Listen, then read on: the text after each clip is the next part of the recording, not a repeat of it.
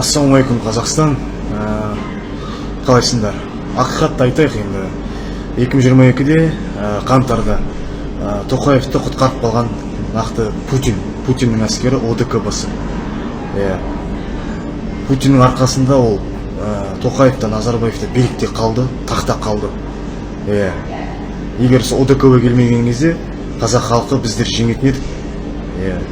Баяғыда жүйемізді ауыстырып, жемқор диктаторлық қылмыстық жүйені ауыстырып, Назарбаев құрған, Назарбаев Тоқаев демократиялық жүйе болатын еді. Бірақ сол Путиннен көмек сұрап, жалбарынып Тоқаев соңында шақырып, шетел әскерін заңсыз оқ атуға бұйрық берді. 2000-ға жуық кем дегенде адам атылып қалды. Ол ресми ақпарат дейді ол. 238 деген. 238 деген ол әдейі төмендетіп көрсетеді.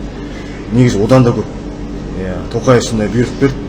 2011-де Назарбаев мысалы Маңғыстауда, Жаңаөзенде, Жетпеде де сол кезде де бұйрық берді атуға. Ол кезде де 17 адам емес, ресми ақпарат бойынша. Одан да көп. 50-ден астам дейді. Оның бәрін айтпайды.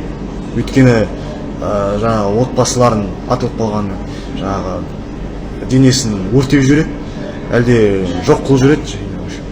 Былай айтқанда, із-түзсіз жоғалған деп. Потерпевший, енді без вести пропавший.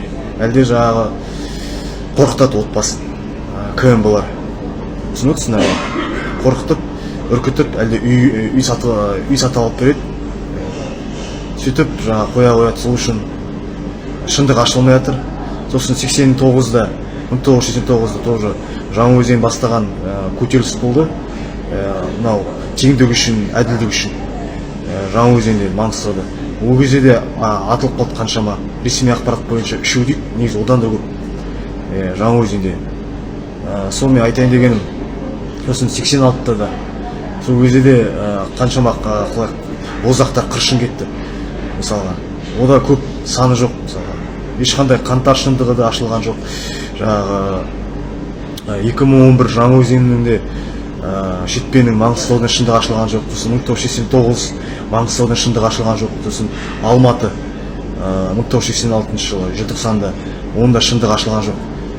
Оған сол Назарбаев бастаған. 86-да да, 89-да, 2011-де де сол бұйрық берген. Ал 2022-де Тоқаев берді. Олар бәрі қандықол диктаторлар, қанішерлер, ұры жемқорлар, адам өлтірушілер. Тоқаев кет, Назарбаев кет.